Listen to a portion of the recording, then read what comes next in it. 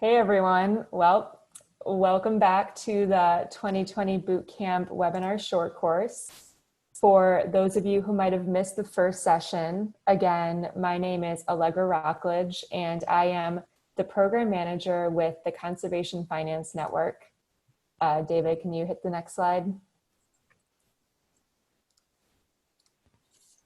Thank you. So this is the second session in our Bootcamp webinar short course called Principles of Finance. Do you ever wonder what goes through the mind of an investor or what to expect when using different types of capital? For this session, David Hoffer with the Lyme Timber Company will walk through an overview of financing terms and concepts, including basic transaction structures, how different participants come together in conservation transactions, the time value of money, and also key considerations affecting financial returns. I'll let David introduce himself in just a moment, but as before, just a couple of logistics items before we get started. Again, these webinars are being offered live to applicants of the 2020 Bootcamp and also select CFN partners. Recordings of these webinars will be publicly available on our website at a later date. And also, as before, participants will be kept on mute throughout the presentation. And if you have questions, please go ahead and type them into the Q&A box, and we will save time to answer the questions at the end of the session. And with that, I will hand things off to David to take us through his presentation. So take it away, David. Thanks very much, Allegra. Good afternoon. My name is David Hoffer. I am the president and one of the managing directors at the Lyme Timber Company in Hanover, New Hampshire, and delighted to be with you here this afternoon remotely. I will give just a quick background on who Lyme Timber is and who I am, just to provide some context, and then we'll dive into the agenda for this afternoon. The Lyme Timber Company is what's known as a Timberland Investment Management Organization, or by its acronym, a TIMO, founded in 1976. We have about 1.5 million acres of timberland under management around the United States. And our business is we raise capital from investors and we invest it in timberland and other real estate investments where there's an opportunity to generate some sort of durable environmental benefit or conservation outcome. And so the firm has been in this business now for 40 plus years. You heard from those of you who were on this morning's session, heard from one of my partners, Peter Stein, who's been at the firm since 1990. I've been there a little less than that, since about 2011. And today what I'm going to talk about is how private investors can drive conservation outcomes through their investment and transaction activity. And we're going to do this at several different levels. We'll start at very much a macro level, talking about a framework for the types of conservation and financial transactions that Lyme Timber focuses on, just to understand who the players are, what they do, what roles they have in the process of putting together and executing a conservation investment transaction. Next, we'll talk about who the different players are, why they play the roles that they do, and how they plug into the transaction process. So a sort of a dissection of how transactions work. And really the goal is to give you a sense of what the different incentives are that participants in these transactions have, what drives them, what their objectives are, and how they go about achieving them. And then going one level deeper, we're going to talk about some of the tools that private investors use in evaluating the financial components of transactions. This third part is perhaps the most challenging one for a diverse audience like this one, some of you have no financial background whatsoever, and so some of the acronyms and spreadsheets and things that we'll talk about can be a little intimidating. Others of you, if experience is any guide, have extensive backgrounds in finance, and you're likely to go to sleep during this section. So I'll try to walk the tightrope and keep it interesting, but also basic enough that everyone can follow. And really the goal is for people to come out of this session with a common baseline of understanding in terms of what the tools are that investors use in thinking about transactions. Also worth mentioning that there is a chat window, and Allegra is going to be keeping track of it. We'll have a section at the end for Q&A, but there may also be questions where it makes sense to answer them midstream, and so Allegra has my permission to interrupt me if I've said something that's terribly confusing, so I can clarify it in real time. Otherwise, we'll make sure we have enough time at the end to hit as many questions as we can. So with that overview, let's jump into the first section and talk about a common framework for conservation transactions. And it's worth first saying that there are lots of different kinds of conservation transactions, and the framework I'm going to describe is not universal. Lots of different ways to put together a deal and generate financial returns for investors and achieve environmental benefits that are of interest to conservation groups and so forth. But this framework is broad enough that it captures a pretty wide range of types of activities, and you'll see that there are different sorts of sources of financing and sources of conservation value that can be brought to bear. So let's start with a basic investment transaction. And in order to have a transaction, you have to start with somebody who has a piece of property or multiple pieces of property. But there has to be a seller that is looking to part with their property in some way or another. And there are lots of different types of sellers. There are other timberland investment management organizations like Lyme Timber that may be looking to sell property for one reason or another. There are a handful of publicly traded real estate investment trusts or publicly traded TIMOs, really. Weyerhaeuser, Rayonier, Catchmark, you may have heard of some of these organizations, and they are the public flavor of a private TIMO that owns a lot of land and manages that land to generate returns for investors, but sometimes those public REITs also have property to sell.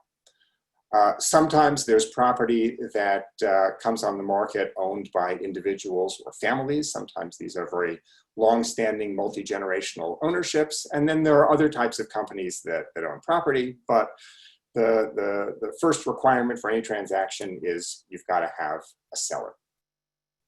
Then the question is, all right, we got to have a seller. Well, you have to have a buyer too. And in thinking about how an acquisition of a piece of property gets financed, there are typically two components of the financing. There's the equity. There are the investors who put in the money and reap the benefits of that investment transaction. There are different sources of equity financing, different types of investors. There are high net worth individuals, there are pension funds, endowments and foundations, funds of funds, which essentially aggregate different capital from different investment funds and invest them into a transaction. So lots of different types of entities that can be the equity investors who take on the most risk and reap the most benefit from a transaction. In many cases, and certainly in most of the deals that Lyme Timber does, there's also a debt component to a transaction. So there's one or more lenders who may be providing debt financing, a loan, if you will, that supplements the money that equity investors are putting in order to come up with all the capital to buy the property from the seller. So if you're buying a house, you typically don't put up all the money yourself. You put up a 20% down payment, that's the equity. You borrow 80% from a bank, that's the debt. A similar kind of approach in commercial professional investment transactions. And there are a number of different types of debt as well. There are conventional bank loans, analogous to what you might see in your individual mortgage loan. And then there are more esoteric sources of debt financing. The New Markets Tax Credit Program is a federal program that makes it possible to borrow money at low rates when the investment is going into a low-income census tract and the government is looking to create incentives to invest in areas that are below the poverty line. So that's a source of attractive debt financing. There are nonprofit foundations that can make program-related investments in the form of debt. There are different states that have access to EPA funding and can deploy money by lending through a clean water revolving loan fund at the state level. And then sometimes there is an opportunity to borrow money from a conservation NGO or conservation organization that is looking to facilitate appropriate transactions with conservation outcome.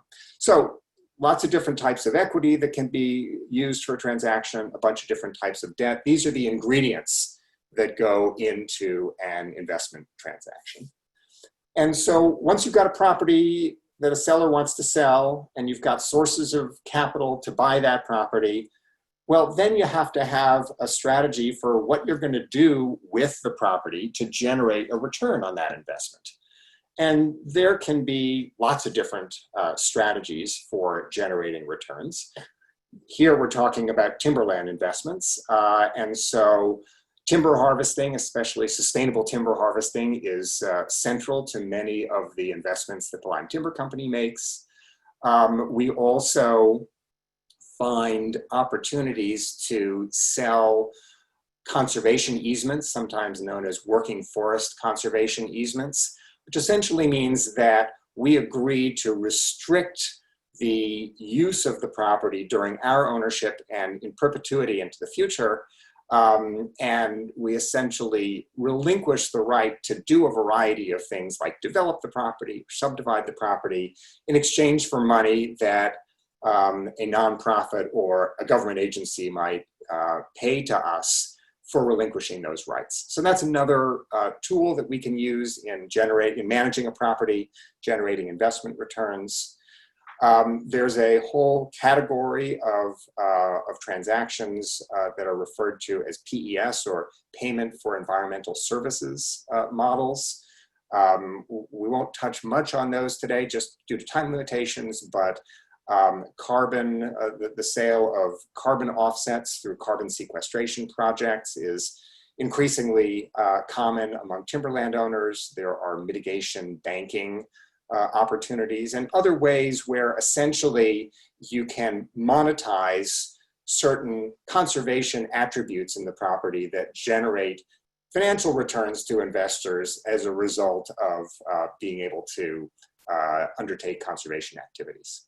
And then there are more conventional things you can do, like leasing property for hunting or fishing or public recreation. So there, you can hopefully see there's sort of a mix and match element to this process, and depending on the property and the investors and the objectives of all the players, different sorts of management strategies can be utilized to generate investment returns.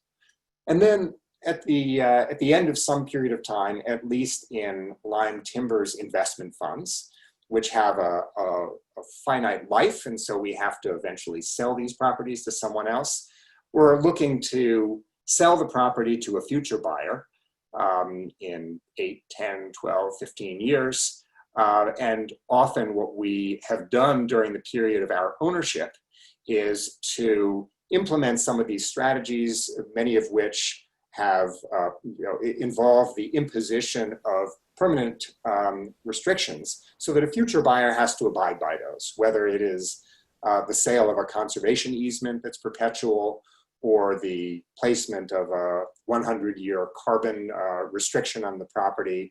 What the buyer gets may be somewhat different from what we acquired when we first purchased the property because of the strategies that we have implemented in the course of our ownership during a few years.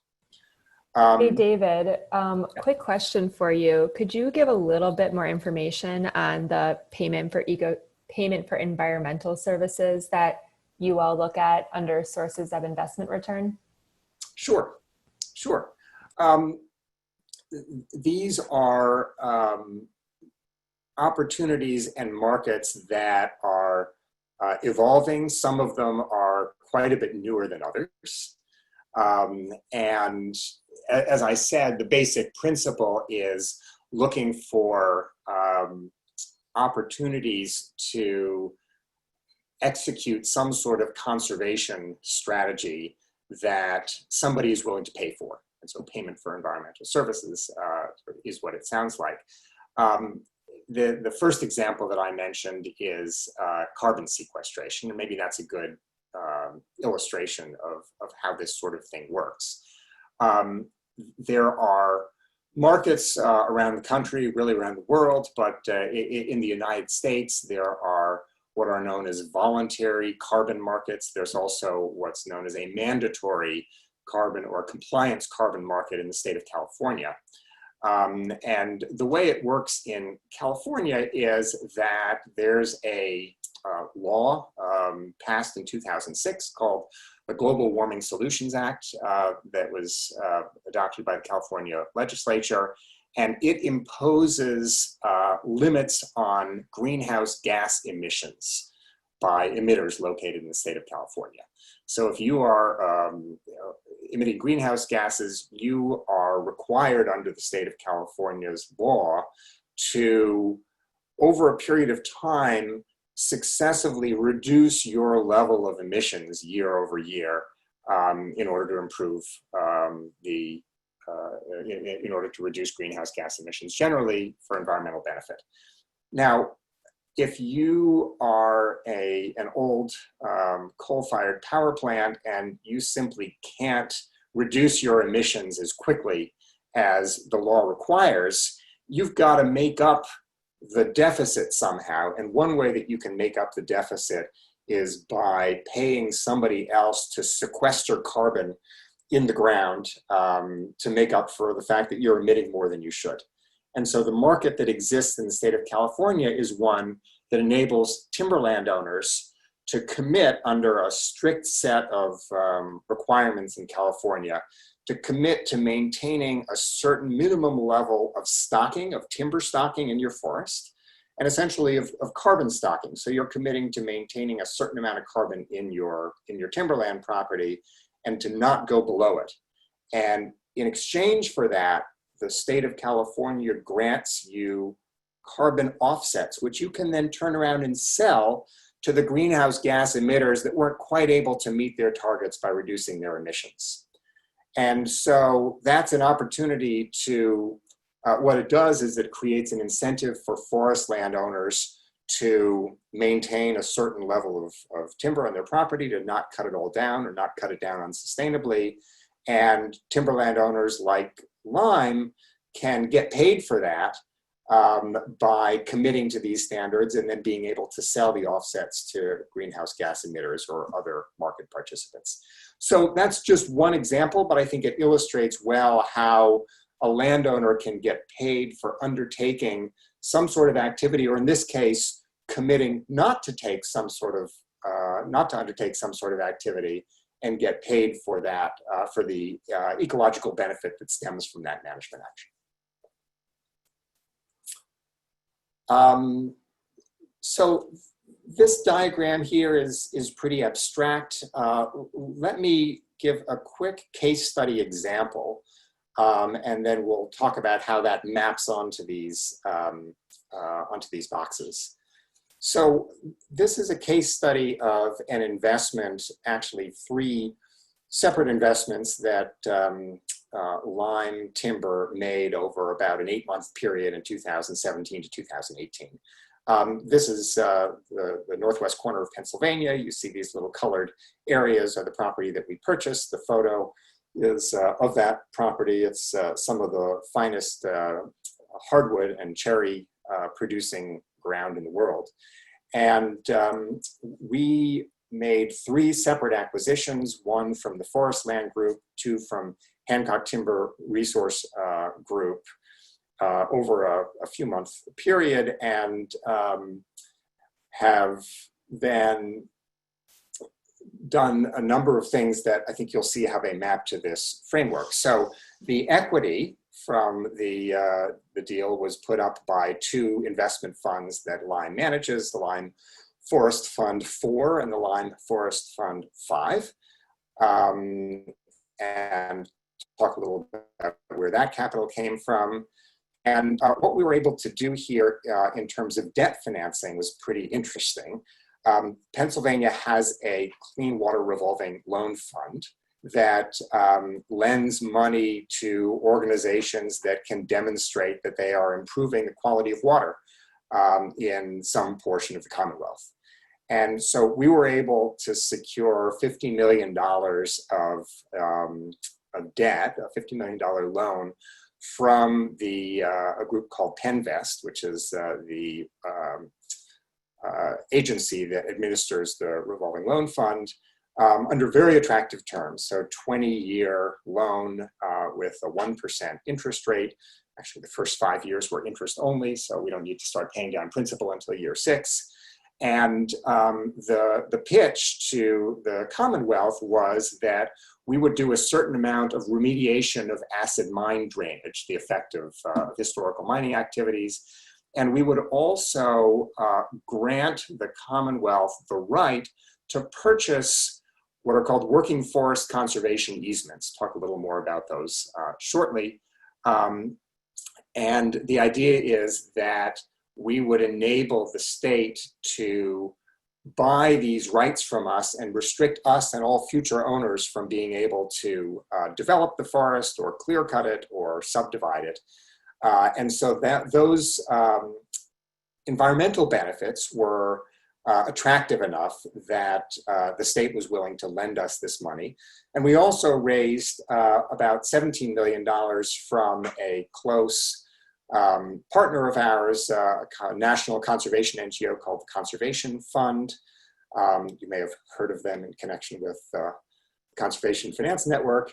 And we partnered with the Conservation Fund to structure the option agreement and make it possible for the state to step in and buy these working forest conservation easements once money was appropriated. So some interesting and somewhat unusual sources of debt financing for this transaction.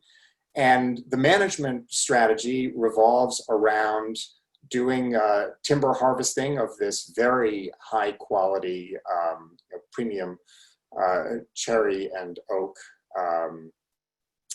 property in Pennsylvania. It is subject to third-party certification under the Sustainable Forestry Initiative, so there is some assurance that that the harvesting is being done sustainably. And we also made 2 investments, large minority investments, in other businesses in this supply chain. One is a high-tech sawmill that sits smack in the middle of the property and enables us, first of all, to have an outlet to sell the logs that we harvest, but also gives us visibility into and exposure to some of the markets for buying our wood, especially internationally. This mill in particular has a long-standing track record of exporting wood to Asia. And we made a similar investment in a local log brokering business that takes the wood and then helps us to market it and sell it to local mills and other markets that have a demand for buying the wood that we harvest. And then finally, this opportunity, which is going to take a few years to ripen, for selling working forest conservation easements to the Pennsylvania Department of Conservation and Natural Resources, and that's a relationship that was facilitated by the Conservation Fund. So back to our David, framework. one quick question from Claire. Would you be able to explain more specifically how the option was structured on the case example you just described? Sure. So I simplified it a little bit. So I'll now not simplify it quite as much.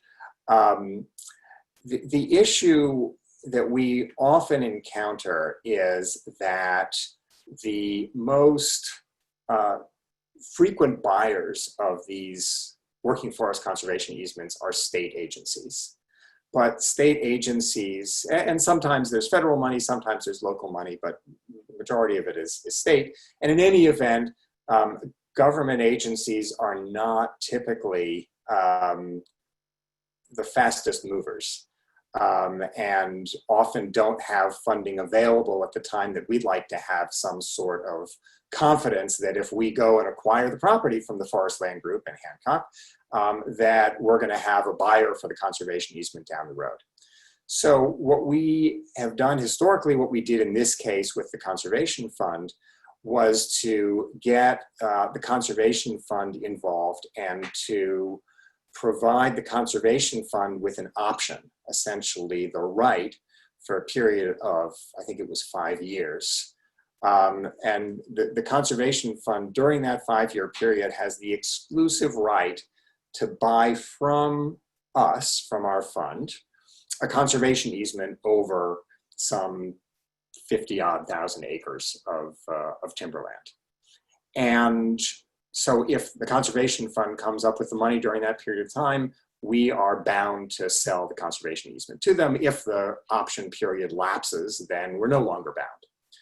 And what that positions the Conservation Fund to do is to leverage its political connections and its network and resources to assemble public funding from the sources that need to appropriate it. And in the case of Pennsylvania DCNR, that's likely to require legislative appropriations. And there are some task forces in Pennsylvania that are working on initiatives to fund conservation in the Commonwealth.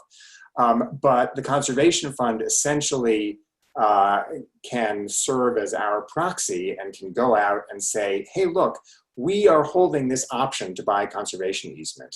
And we are looking, we need you, the government, to appropriate money to purchase this conservation easement, because if the time runs out, then Lyme will no longer be obligated to honor it. And Lyme is a private investment organization. It needs to make money for its investors. And so all bets are off, essentially, after the option agreement expires. What that means, in turn, is that the Conservation Fund has a lot of power because they can assemble this funding and know that if they come up with it, that they'll be able to acquire the easement. And what typically happens, and what will happen in this case if all goes according to plan, is that the Commonwealth will come up with the funding. It may happen over multiple phases and over multiple years. But once the Commonwealth has the money to exercise the option, the Conservation Fund will assign its option to the Commonwealth of Pennsylvania an instant before the closing.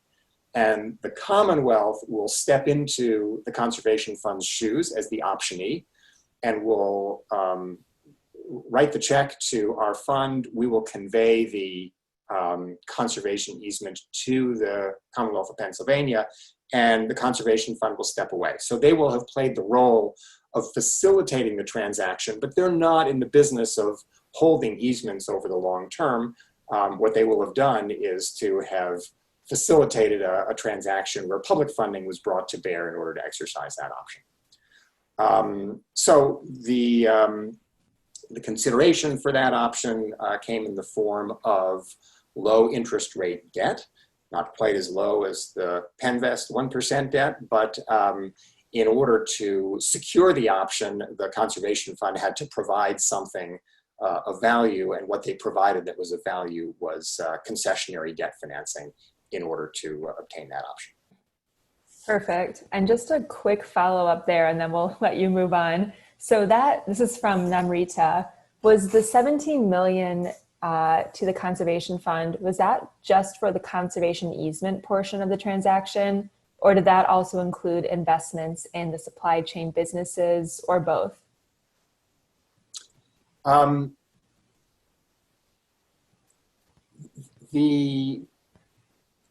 It's hard to segregate it in that way.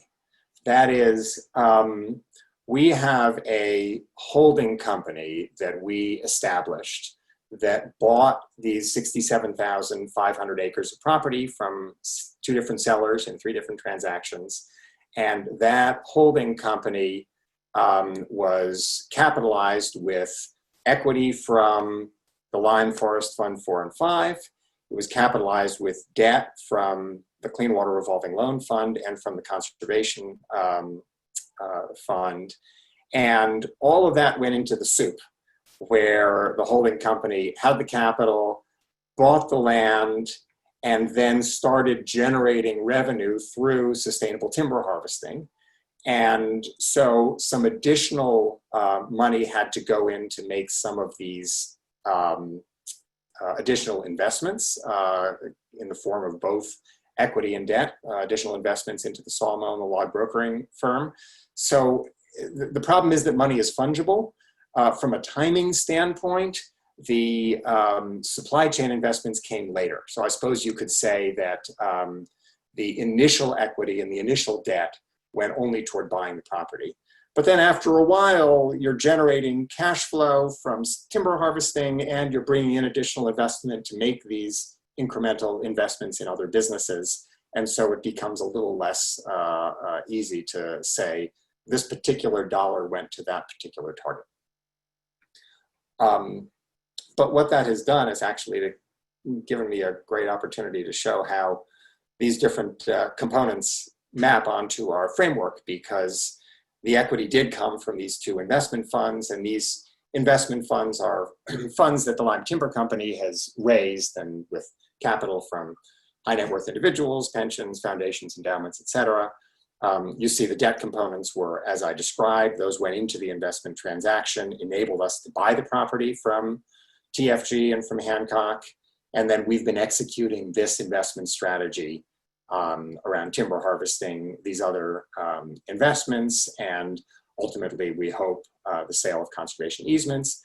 And at some point down the road, a few years from now, we expect to sell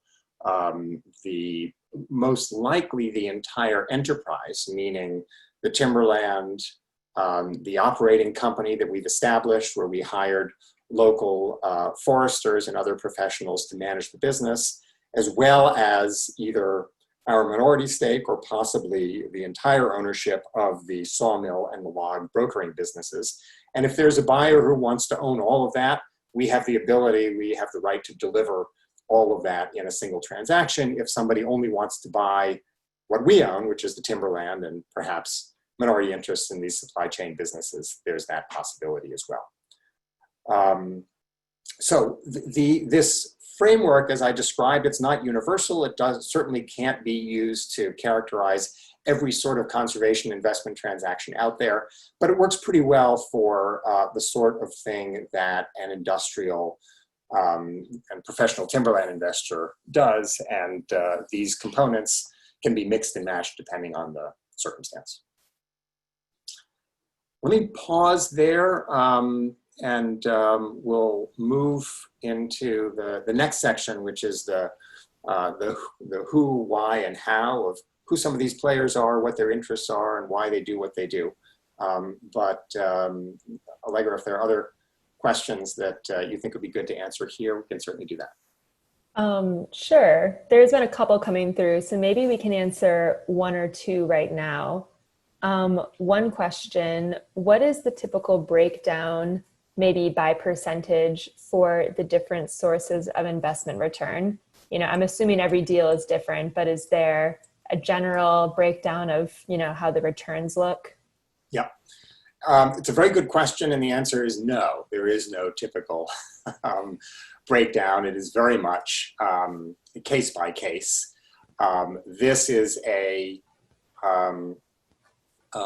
transaction where the largest components of return are going to come from timber harvesting and from the sale of conservation easements, and really the ultimate disposition to the future buyer. I think that the minority investments in the other businesses in the supply chain are value-add investments. They are strategic to us because they help us to execute the business plan, but they are not the primary sources of return.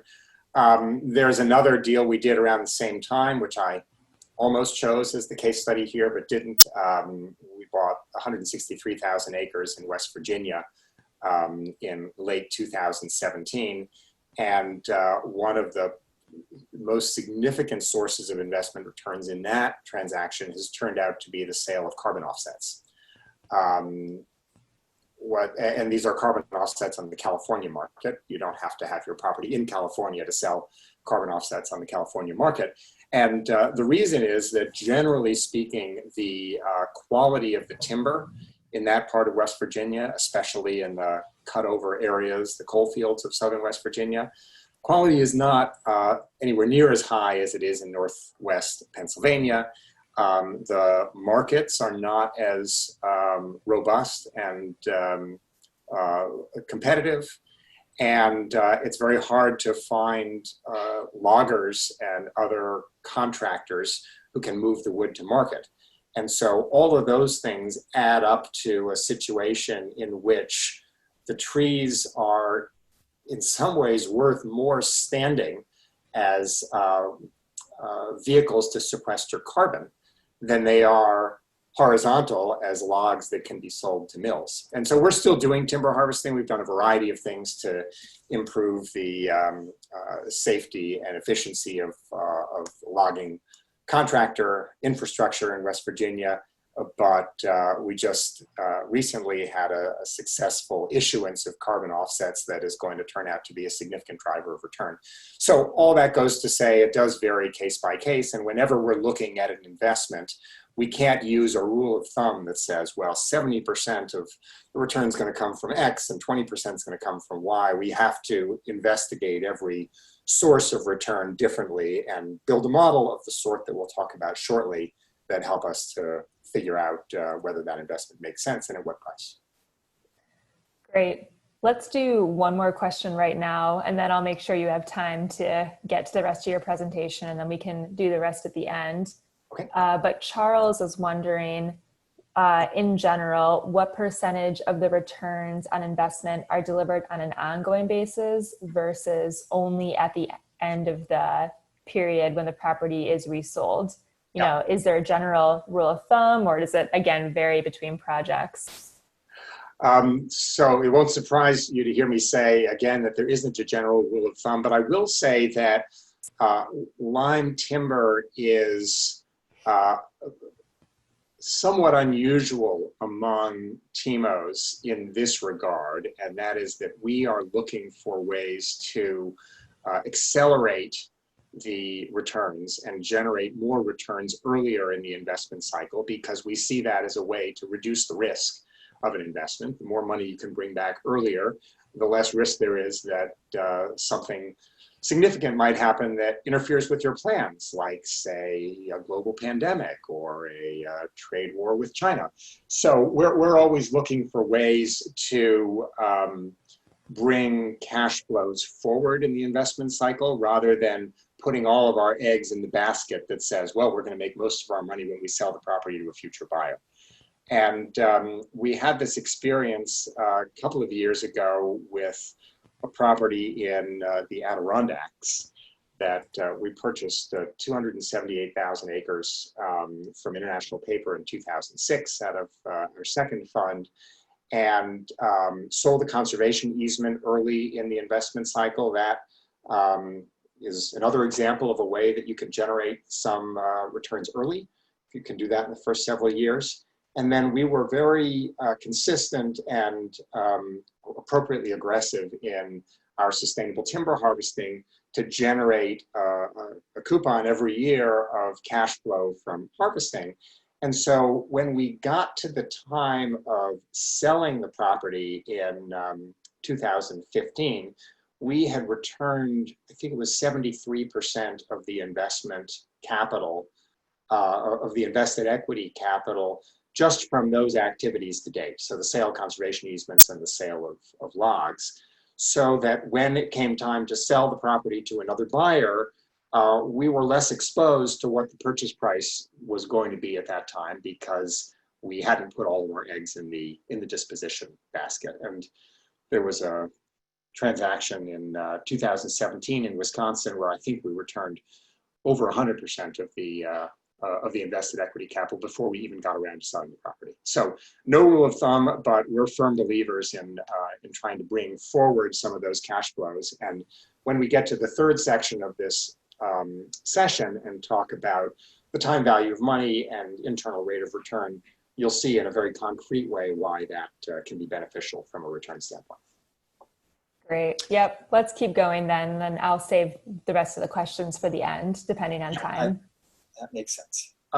So let's dive into the different players that we've talked about in this framework and talk a little about their roles and what their objectives are. And principally, we've been talking about private investors, TIMOs, timber REITs, other folks who are looking to generate an investment return. And we play a role in this economic ecosystem for a variety of reasons.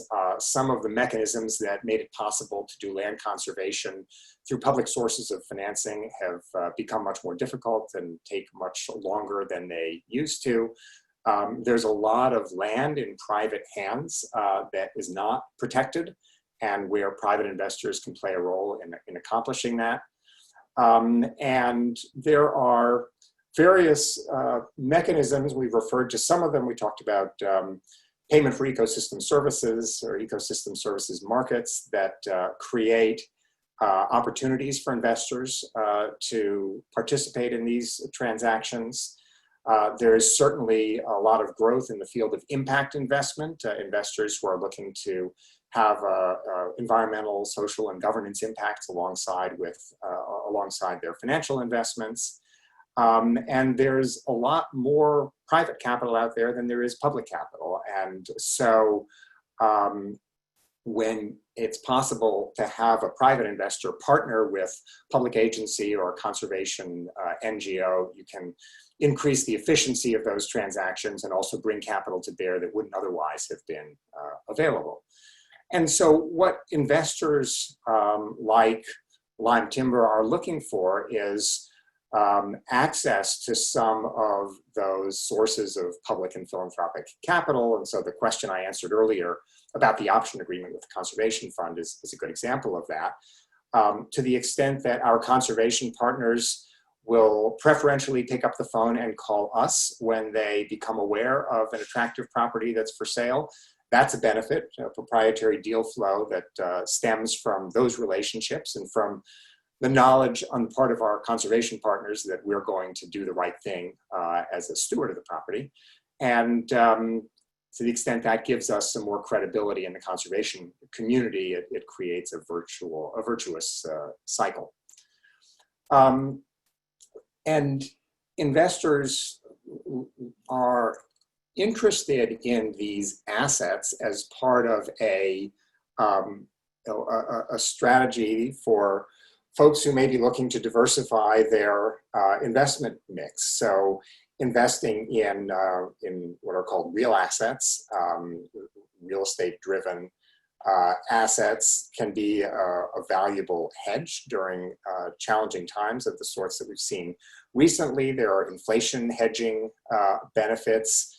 These assets are generally not particularly closely correlated with what's happening in the S&P 500, which is valuable for investors who are looking to have a diversified portfolio. And there are a bunch of drivers for that make these assets valuable. There's a finite supply of it. Population is growing, protected land is disappearing.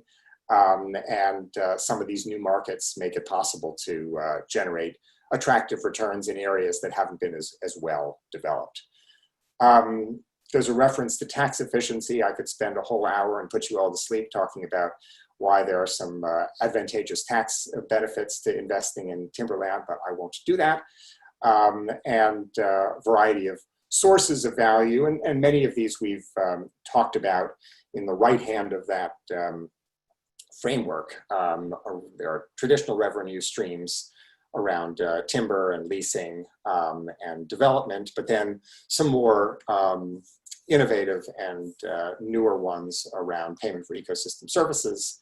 And then, of course, the extent you can bring in attractive sources of debt financing in particular, that can improve the returns that investors get because you're mixing cheap debt capital with the capital that equity investors put in.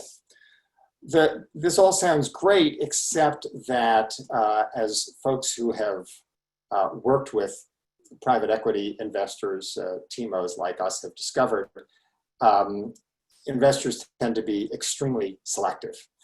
And we'll talk in a moment as we look at financial tools about the kind of due diligence that investors do in order to make sure that they're paying the right price to make an investment, and are prepared for all the various things that could go wrong, because nobody has a crystal ball in this or any other market.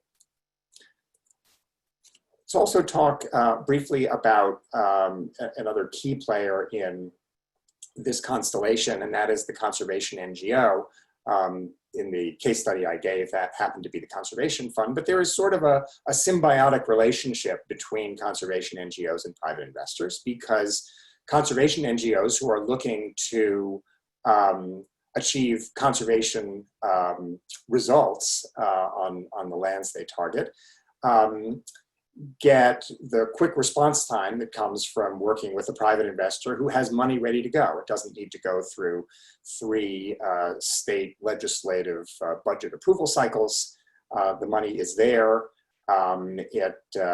Typically, private investors can be more innovative in how they structure transactions, and when a private investor buys a piece of property, it doesn't take it off the tax rolls.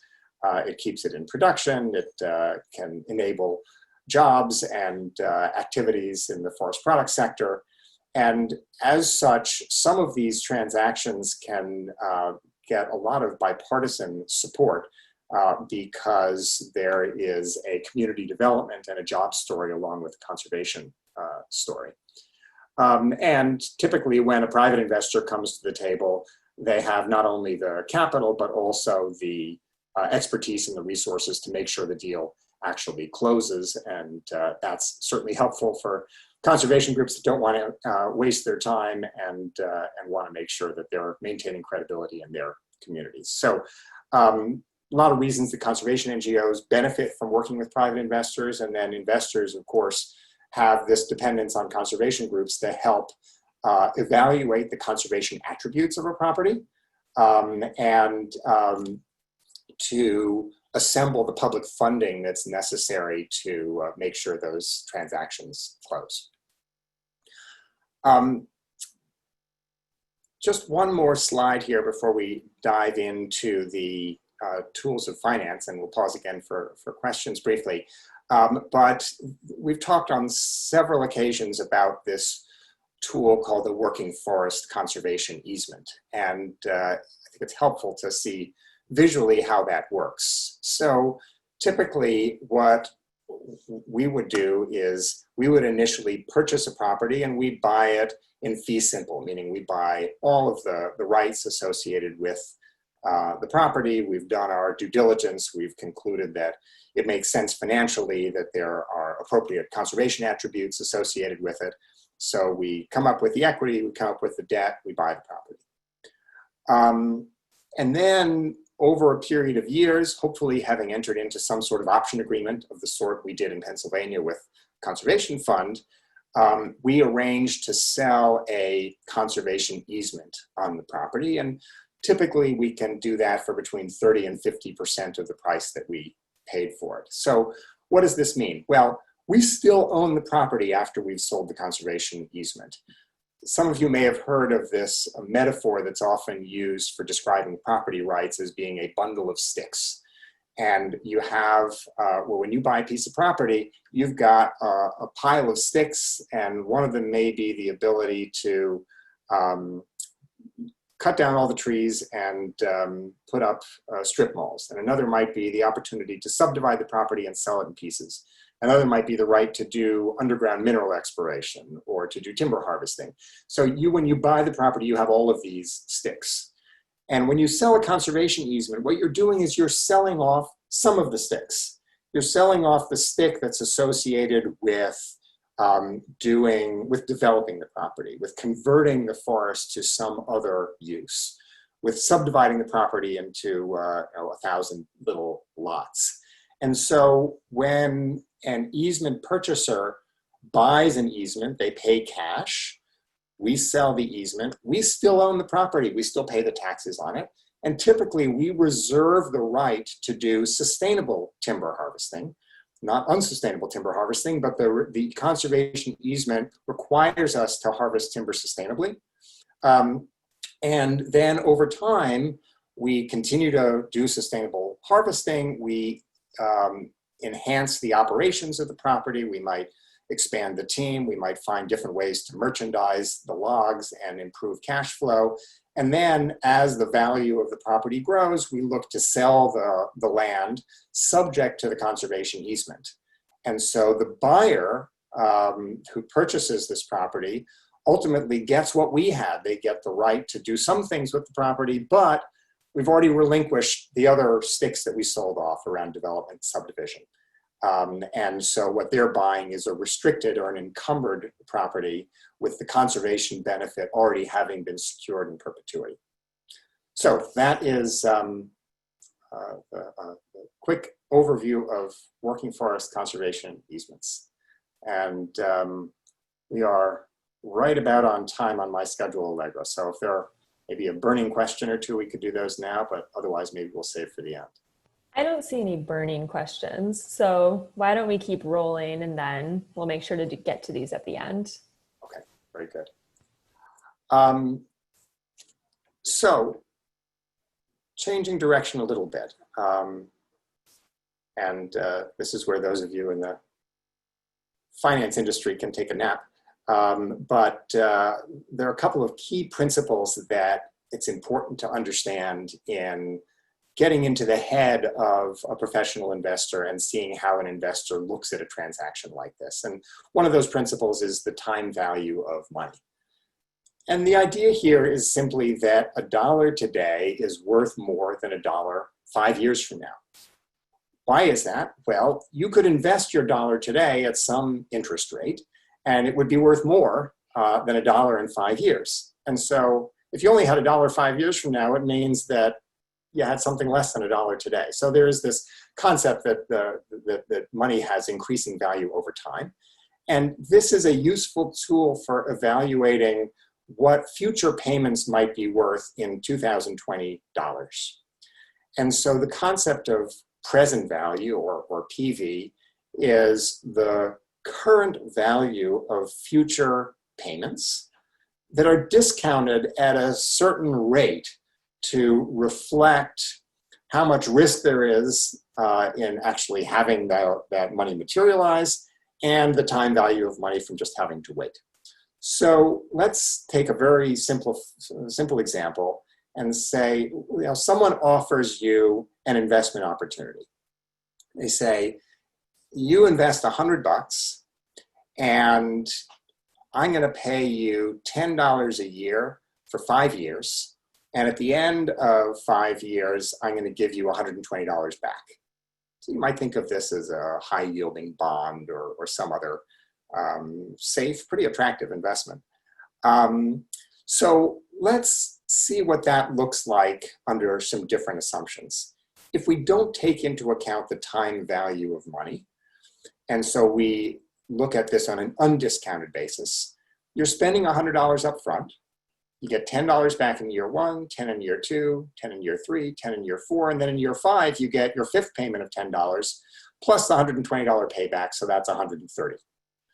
So what's the present value of those future cash flows? Well, it's 10 plus 10 plus 10 plus 10 plus 130 is $170. And then we have this other column with the N, which stands for net. So the net present value is, you take the 170 that you got, you subtract the 100 that you put in, and you have a net present value of $70. So in the very simplest case where you ignore the time value of money, this investment opportunity has a present value of $170 and a net present value of $70. Well, let's now look at what would happen if we applied a 5% discount rate. If essentially we said the value of money each year is 5%. And so in fact, the future payments at a 5% discount rate, $10 in year one is worth $952, it's worth $907. These are all in $2020. And so the further out you get, the less those payments are worth because you have to wait that much longer. So if you discount each of these $10 payments back at 5%, you end up with, and then the $120 payment in year 5, you discount back as well. You end up with a present value of $137.32 at a 5% discount rate. Subtract your initial $37, your initial $100, I'm sorry, and you have a net present value of $37.32. So that's $137.32 minus 100 is $37.32. Now, you'll see that as we increase the discount rate, which essentially captures the idea that future money is more risky, you see that the value of those future cash flows go down. It's only $909 in year 1, it's only $826 in year 2. When you add it all up, the present value of these cash flows over a 5-year period, discounted back each of them at 10%, only adds up to $112.42. You subtract out the $100 you put in, and this investment is looking a lot dicier. The net present value to you is only $12.42. And then finally, if you jack up the discount rate up to 15%, the value of each future cash flow has been diminished so much that the present value is only $93.18. That's less than the $100 you put in. And so this is not a profitable investment on a discounted basis. You're actually losing money once you take into account the time value of money. So people then ask, well, that's fine, but how do you determine what sort of discount rate you should use? These seem pretty arbitrary, and they are. And there are a variety of ways to do it. Some people think about a risk-free discount rate plus some premium that the investor wants to get paid to take into account the possibility that things don't materialize as expected. And so that's one way to do it. Another way to think about it is, what's the rate of return that the investor has to get in order to keep its investors satisfied? How much of a return do you need in order to decide that investing in timberland makes sense? And if you can't exceed that hurdle rate of investment, then you're not going to make the investment. And then another way to look at it is in terms of the cost of capital. Debt has a certain rate to it. Equity investors expect a certain return, and you can blend those together and figure out what discount rate to use. So the way this gets utilized in practice, and in a moment we'll loop back to one of the earlier questions about how much of the money gets returned during the course of the investment. The way this gets used in practice is that investors usually, when they're evaluating an investment opportunity, they come up with a forecast of what the future cash flows are going to be for the investment. So they assess how much timber there is on the property, what the price of logs is going to be, how much they might sell a conservation easement for, what carbon offsets are going to be selling for. So a spreadsheet that makes a bunch of assumptions about the future cash flows.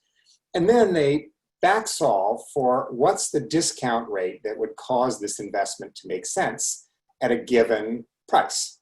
And so that rate is referred to as the IRR, or the internal rate of return. So what does IRR mean? Well, you can think of it as the annualized compounded return rate of an investment. So what's the rate, the annual rate that an investor would generate a return from a set of future cash flows? Another way, sort of the technical way to think about it, is it's the discount rate that if you plugged it into that left-hand column and applied it to those future cash flows in year 1, 2, 3, 4, and 5, it's going to yield a net present value of 0. That's the technical way of deriving IRR. And it's an especially useful tool when your cash flows are not the same every year, but as is usually the case in the real world, they may be quite irregular. The other thing that investors look at is not just the IRR, but also the multiple, or what some people refer to as the cash-on-cash return. So forget about this IRR stuff, forget about discount rates and the time value of money. If I put in X and I get out Y, how much more is Y than X? So a couple of simplified examples here. Let's say that you had an investment opportunity and you knew that if you put in $100 today, nothing was going to happen for 5 years, and then in 5 years you were going to get back $200. So trust me that if you put that into an Excel spreadsheet, that would come out with an IRR of 15%. But the multiple you can do in your head, because you put in 100 and you get out 200, and 200 divided by 100 is 2. So you talk about a 2x multiple. You're getting twice the money that you put in.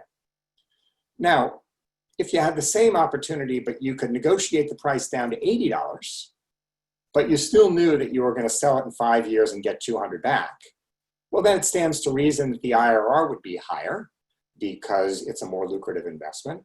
And lo and behold, you can do this in your head as well. 200 divided by 80 is 2.5. And so the multiple is higher if you can get the upfront price of the investment to be lower, which stands to reason. Now,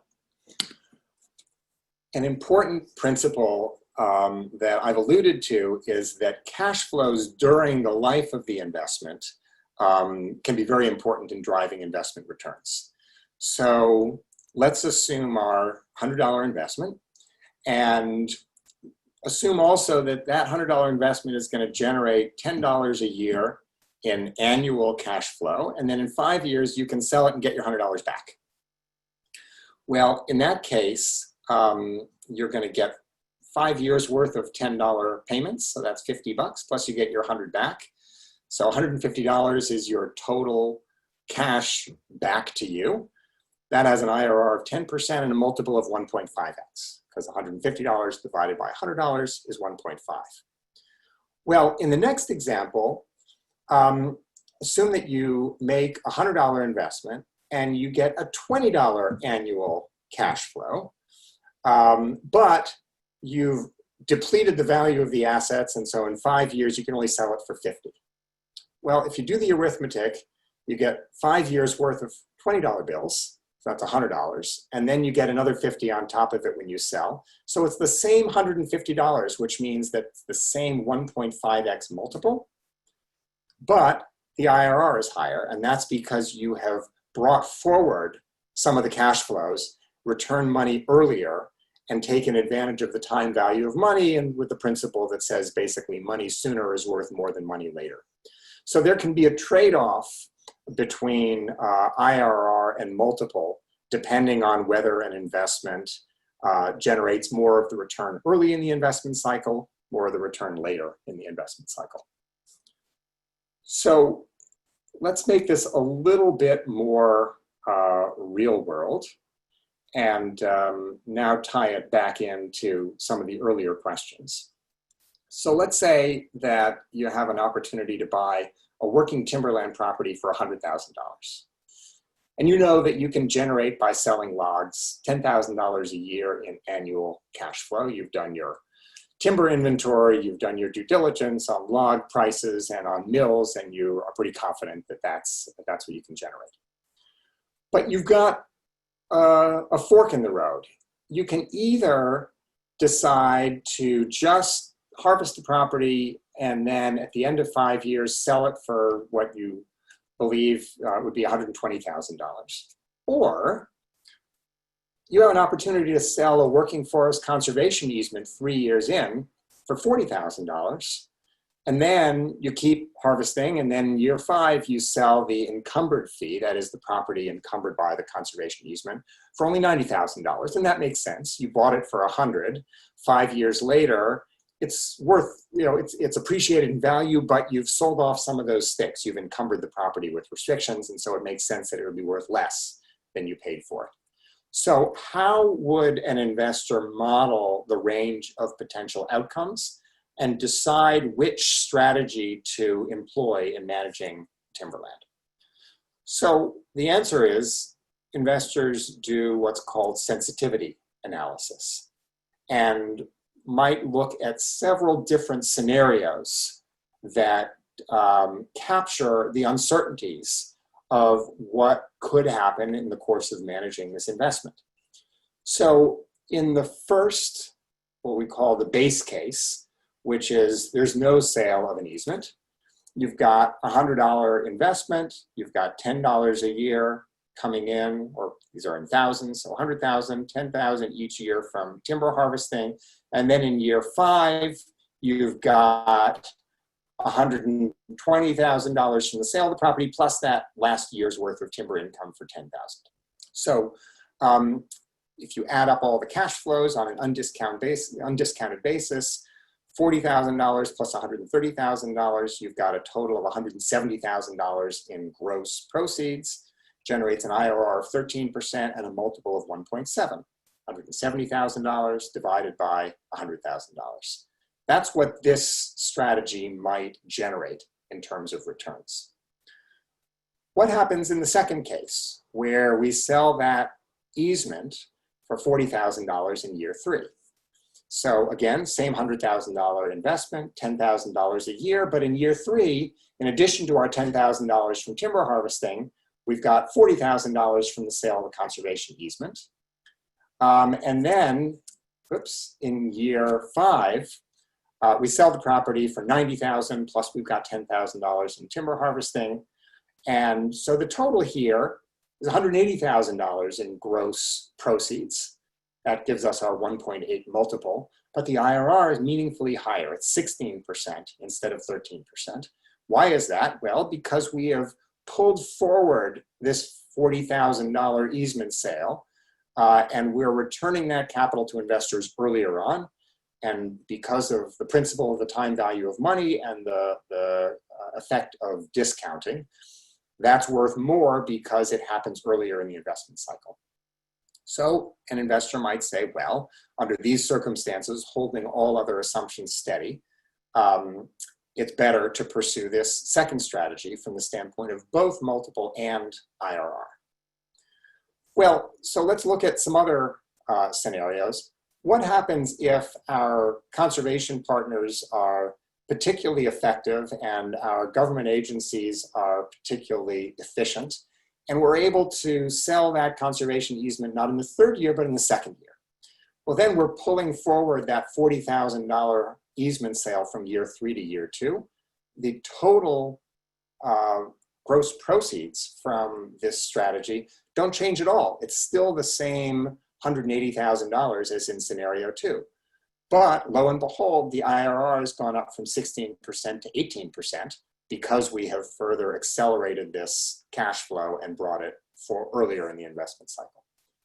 Now, if you can pull that off and you can increase the value of the property so that you're selling it not for 90 in year 5, but for 100, plus your $10,000 of timber cash flows, well, that has the expected effect on easement, on IRR and on multiple. Those have also increased. And then hitting pay dirt is being able to negotiate the price so that you're paying $80,000 for it, not $100,000 for it. And then holding these other assumptions equal, suddenly your IRR is 24% and your multiple is 2.3. So if you've ever wondered why private investors seem so aggressive in negotiating purchase prices, this is a pretty clear illustration as to why. So there's a lot here typically, at this point in this presentation, which I think I've now done for the last 10 years, there are some people who are completely befuddled, and that's fine. So feel free to ask questions, because no question is dumb. And others have been asleep for a long time. So I'll leave this up on the screen in case there are questions about it, but we can move to the Q&A section now. Great. Well, David, I don't think anyone's sleeping right now, so don't sell yourself too short. We have gotten a bunch of really great questions in the Q&A. So I can get started with a couple of them right now, but I definitely want to encourage folks to continue putting their questions in.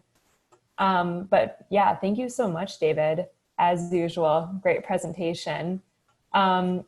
Skipping around in the questions, one question that I thought was particularly interesting, and I bet is going through a lot of people's minds, is, at a basic level, when you're looking for a conservation buyer, are you ever worried that you're getting to the scale of these properties where you're not going to find a conservation buyer? I think folks would be interested to hear a little bit more about your process of how you ensure that you do have a conservation buyer at the end of it. Because I think when a lot of people look at these projects, they assume it's going to be hard to nail one down. So I'd love to hear more of your process around that. So we don't, you have to parse the term conservation buyer somewhat. I think we would sleep a lot less well at night if we felt that we needed to find a buyer who shared our political and environmental sensibilities about the importance of conservation. But that isn't really the case when we execute strategies of the sort that I've described. So taking Pennsylvania as an example, since we talked about that earlier, if we are successful in selling conservation easements with the help of the Conservation Fund to the Pennsylvania DCNR, the effect of that will be that 10 years or so from now, when we're looking to exit this investment, we will have done a bunch of timber harvesting, put a team in place, help to build up a sawmill and a log brokering business, and conveyed conservation easements over most or all of the 67,500 acres that are recorded in the land records and are binding on all future owners. And so we're not, it doesn't matter at some level whether or not the buyer has conservation sensibilities. They are legally bound to respect and adhere to the restrictions that are in the conservation easement. And that's sort of the nice thing about this model, is that we are creating a perpetual and irrevocable conservation outcome. And you could sell that property to anyone, and if they try to violate the terms of the conservation easement, they're going to get sued by the Commonwealth of Pennsylvania, or whoever the easement holder is somewhere else. And so all it requires is a financial investor who understands what it means to operate subject to the restrictions in a conservation easement, and underwrites the investment and decides that it's going to be lucrative for them to buy the property at that price and do sustainable timber harvesting. They won't be able to do the things that we did, like sell conservation easements, because we've already done them. But they end up owning a pure timber harvesting property that is a timberland investment, and as long as they manage it sustainably, it can be a very attractive investment for them. Great. So a couple of questions about carbon and how you all think about carbon sequestration in your deals. So is the carbon offset that Atimo sells based on future carbon that will be sequestered, or is it based on the past sequestration?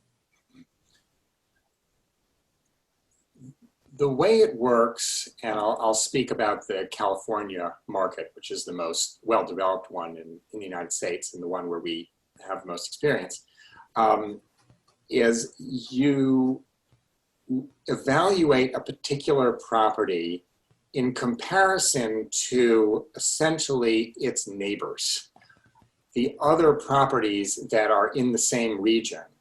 And in any given region, there is a level of carbon stocking that's referred to as the common practice. So the question in evaluating any property for carbon is, does this property exceed common practice in terms of the level of stocking, timber stocking and carbon stocking that it has relative to the surrounding properties? And we are looking, I mean, it depends on our fund and our investment strategy. We actually have a whole separate fund right now that's focused on payment for ecosystem services models like carbon and mitigation banking. But ideally, what you want to find is a property where the level of stocking is above the common practice. And when you then register that property with the state of California, you commit to maintaining that current level of stocking for a 100-year period. And when the California Air Resources Board finally approves your project, there's a delta between your own property and the common practice.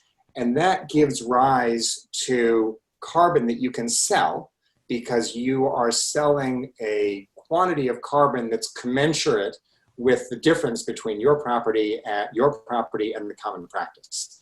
So what's sometimes referred to as the initial issuance of carbon offsets, or the flush, refers to the initial amount of money that you can get for selling those that amount of carbon. And basically you're saying, okay, I'm willing to keep my property stocked at higher than the regional common practice and everybody else.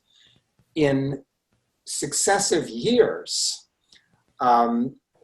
you can do timber harvesting as long as you don't cut more than the annual level of growth in that property. So as long as you don't deplete the carbon stock, you can still do timber harvesting sustainably. But if you were to choose to not harvest timber, and you were willing to essentially up the ante and say, well, I'll raise the stocking level in this property that much higher, you can then sell incremental carbon offsets associated with the annual growth that you chose not to harvest. So the answer to the question is twofold. When you sell the initial issuance, you're selling the amount of carbon by which your property exceeds common practice. In future years, you're selling whatever amount of carbon is associated with the timber that you didn't harvest, and you're committing to maintaining that higher level of stocking going forward. Perfect. So I just noticed we actually have a follow-up question from that first question that I asked you, just with a little bit more clarification. So from what we understand, TIMOs don't want to buy encumbered tracts. So who is the buyer in that case? TIMOs do want to buy encumbered tracts. We have bought encumbered tracts. We've sold our Wisconsin property to Hancock Timber Resource Group, the same folks who sold us the Pennsylvania property. So TIMOs are willing and at the right price, very happy to buy encumbered tracts. That wasn't as common 20 years ago. Lyme has been somewhat at the cutting edge of encumbering these properties with large-scale working forest conservation easements and selling them. But we've now had several experiences. We sold encumbered property in Tennessee to Multus and other large southern TIMO. So those can be the buyers. There may be other buyers, conservation groups, and even wealthy individuals or families may have an interest in a particular property, but TIMOs do not need to be excluded from the group of buyers. Perfect. Just looking through the questions. So there's a question about who benefits from the tax incentives of the easement. Is it Lyme or is it the investors? And also as a follow-up, does consolidation ever come into play here? Let me answer the first part, and if the person asking the question can clarify what's meant by consolidation, I'll circle back to it. Okay, I'll keep an eye and see if they send that through. The tax benefits, I think what the question refers to is that often with conservation easements, there's a donation and a charitable deduction under Section 170 of the Internal Revenue Code that allows you to deduct the value of that donated easement against your income. That's not what we do. One of the reasons is that about half of our investors are tax-exempt organizations, foundations, or pension funds who don't get any benefit from a tax deduction. So if we were to donate a conservation easement, we would be benefiting one subset of our investors over another subset. So what we are doing is we're actually selling those conservation easements for cash at fair market value. And usually that is appraised fair market value, typically under a yellow book appraisal, because these are usually government agencies that are buying the easement.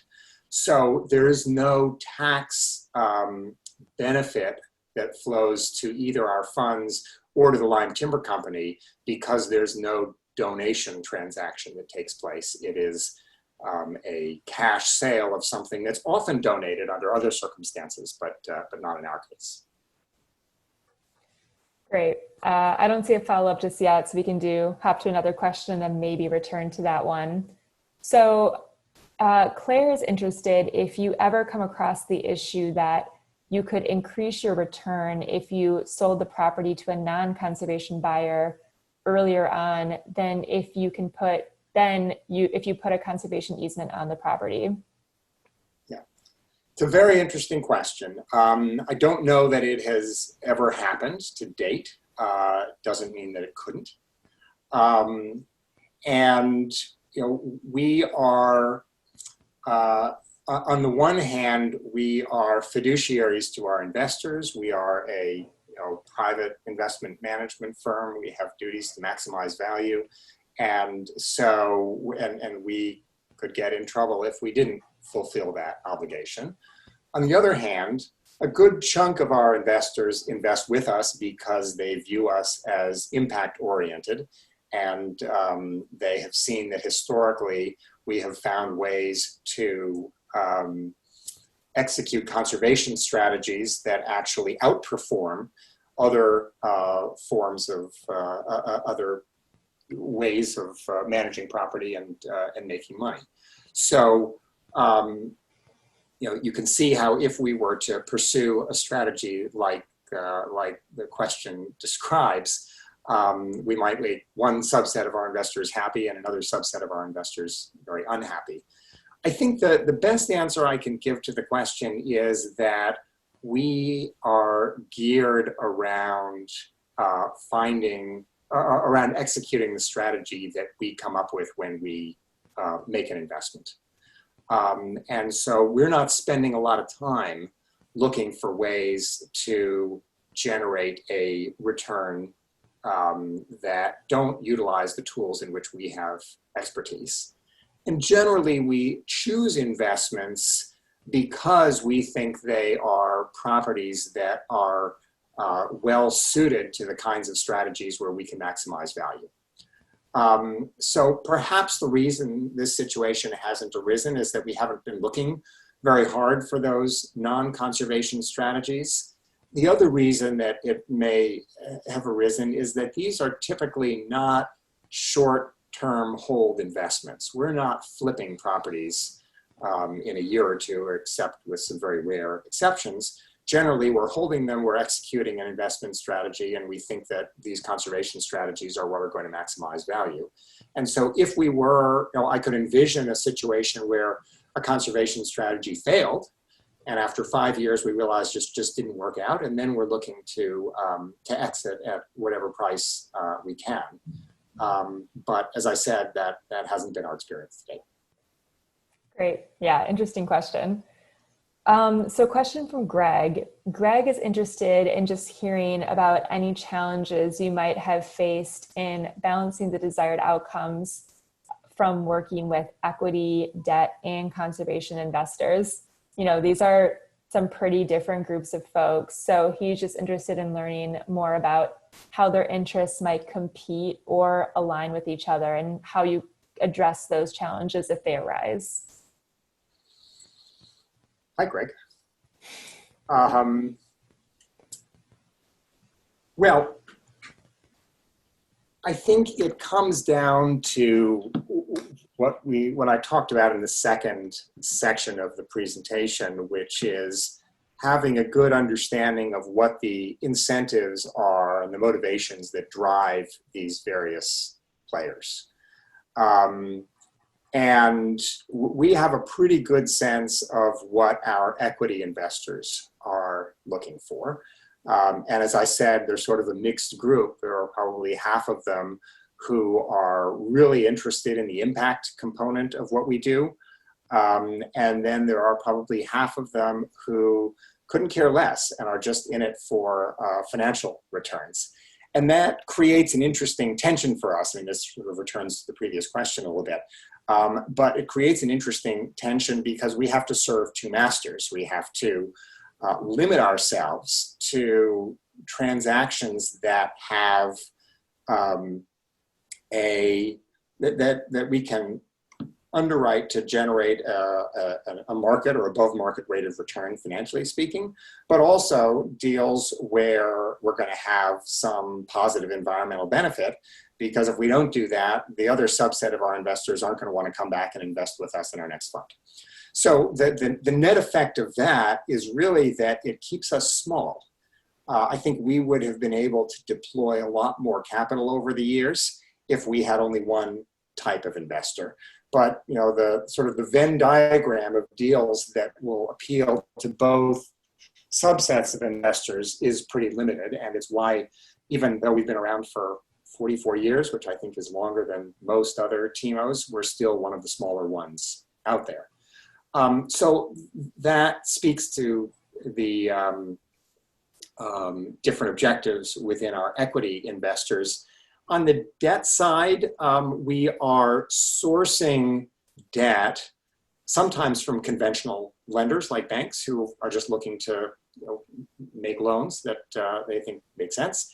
But then, of course, there are these more esoteric sources of debt financing where the New Markets Tax Credit Program, for example, requires that we invest in low-income census tracts. And so we end up mixing and matching, to overuse that term again, the right type of financing to the right deal.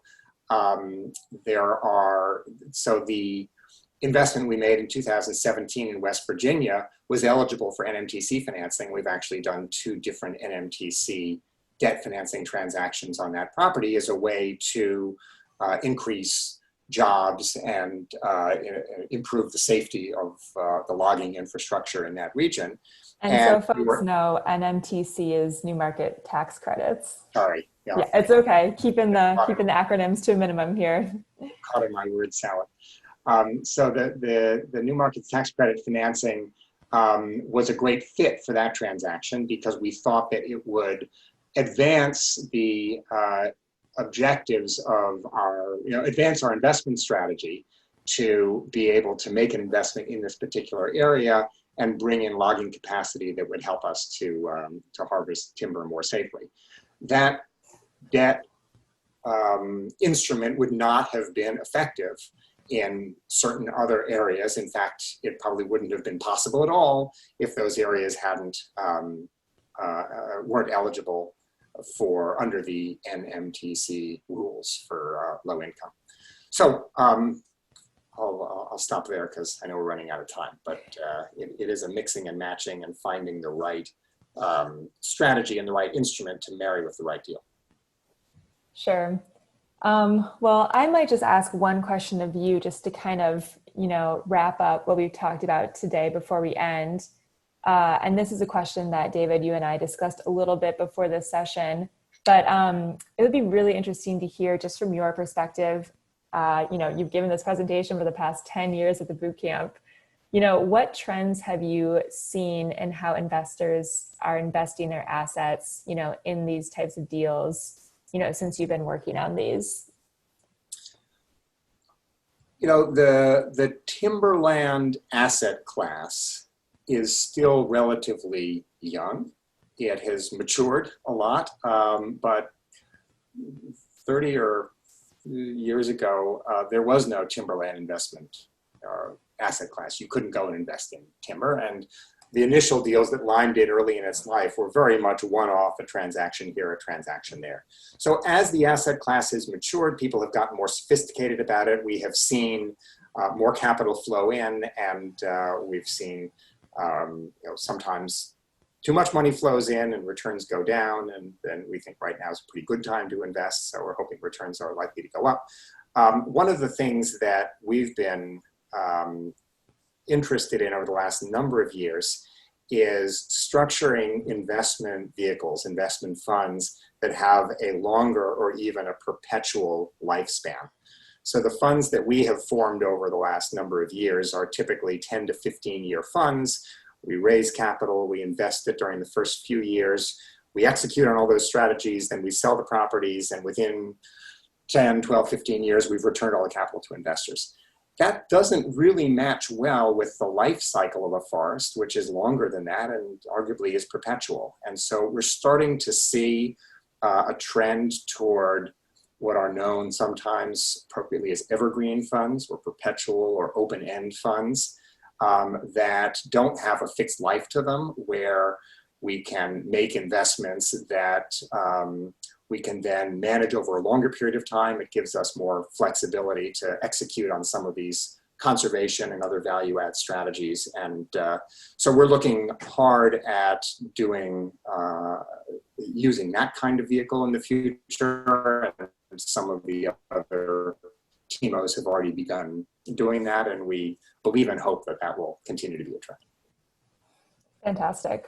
Well, that was a great presentation. So thank you so much, David. It's always great to have you kind of lay out the building blocks for us. At the in-person boot camp, this session is always such a great starter to the week. And we're really glad to now have been able to do it in webinar format. Everything we've talked about today, including the evolution of conservation finance session, will play right into the sessions on Thursday. So we'll look forward to that. But thank you so much again, David. Great to have you with us.